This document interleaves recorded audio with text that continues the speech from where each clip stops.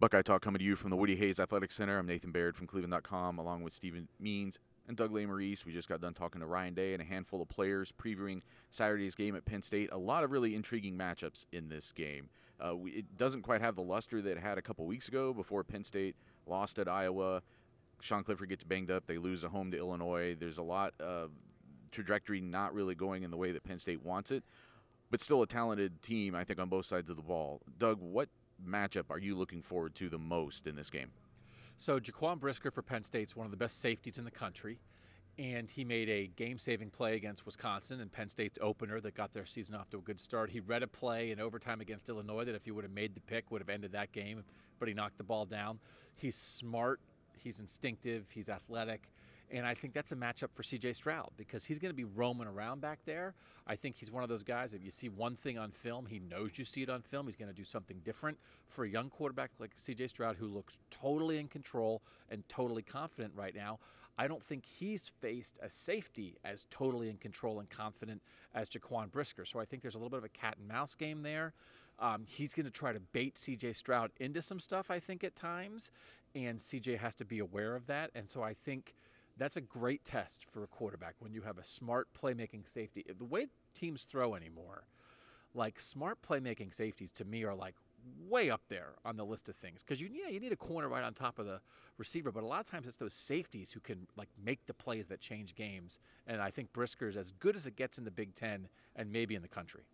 Well, Ohio State has found that out over time, the importance of that playmaking safety. And they thought they had one at the start of this year. Josh Proctor gets hurt, and now they're trying to get it back. But I think you're right. Stephen, what are you most looking forward to matchup-wise in this game? Yeah, I was going to talk about the corners against Ohio State's wide receivers, and I think I'm going to switch it up real quick because this needs to be talked about as well. I want to see these Penn State linebackers, Brandon Smith, former five-star, against Travion Henderson and these running backs. I want to see what happens there.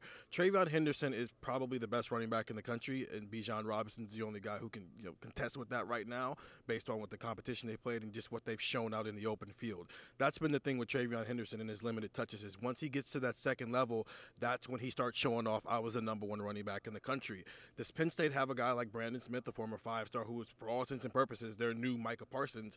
Can he slow that down a little bit? This offensive line is going to allow Travion to get to the second level time and time again. Can they keep him from turning a 6-yard gain into a 16-yard play and a 20-yard play and ending in a score? Can they stop it at maybe 6 or 7 yards and just make it another routine play? That's what I want to see because I do think this is a game where they might have to lean on Travion more than they have in the past. And can Penn State's linebackers maybe contain that a little bit even if they don't stop it? I think that's a good point. Penn State lost P.J. Mustipher, its nose tackle, a couple weeks ago for the season, and that's one of the reasons why Illinois was able to come out and just kind of run at will last week and set the stage for that upset.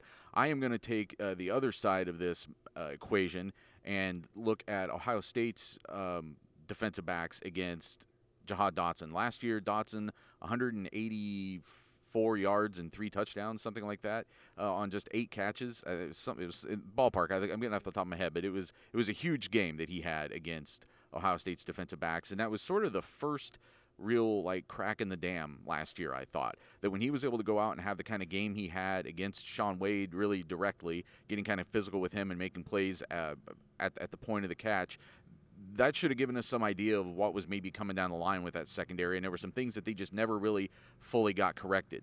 And now you've got kind of a new unit because that was obviously the game where Cam Brown got hurt. Sevyn Banks is out there, and now you got Denzel Burke in the mix. And I'm really intrigued to see how much Denzel Burke, true freshman, gets matched up with Dotson, who is this veteran force, and Ryan Day called him one of the best receivers in the country, and I think his numbers are bearing that out. He leads the Big Ten in receptions. He's up there in total yards and touchdowns as a receiver, and I think it's going to be a really interesting matchup. I don't know if it's again, Penn State may not have the quarterback this week to get him the ball. Sean Clifford's been banged up. We don't know what his status, his availability is going to be on Saturday, and the guys that they have behind him are not very dynamic as passers.